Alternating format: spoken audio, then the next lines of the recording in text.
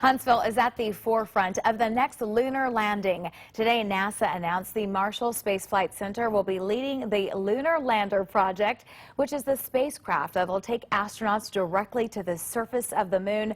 But the Rocket City's involvement does not stop there. The woman in charge is a Huntsville native. The administrator called her one of NASA's sharpest minds. Northern Alabama is going to land. The first woman on the south pole of the moon, and that landing system is being managed. The program management is by one of NASA's best engineers right here, and she just so happens to be a woman. So what a great American story for NASA. Thank you for joining us. I'm Naja Sherman.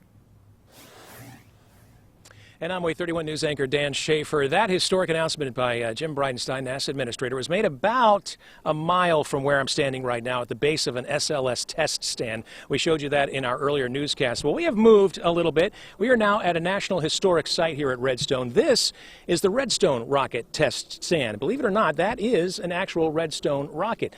That rocket took the first American men into space back in the early 1960s, Alan Shepard and Gus Grissom. 15-minute flight, straight up, straight down.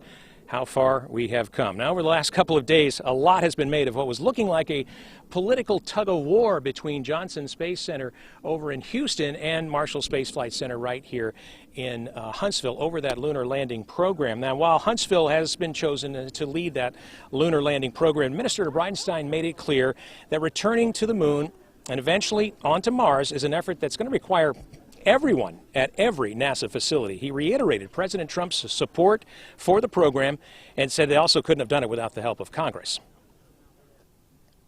We've had great support from members of Congress on both sides of the aisle in both chambers, the House and the Senate. And without that amazing support, bipartisan, we would not have the opportunities that we have before us today to not only go back to the moon, but go back to the moon sustainably.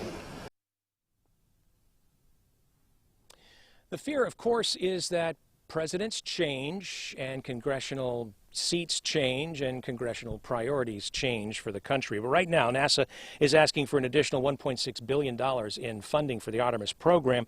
That money still has not been allocated.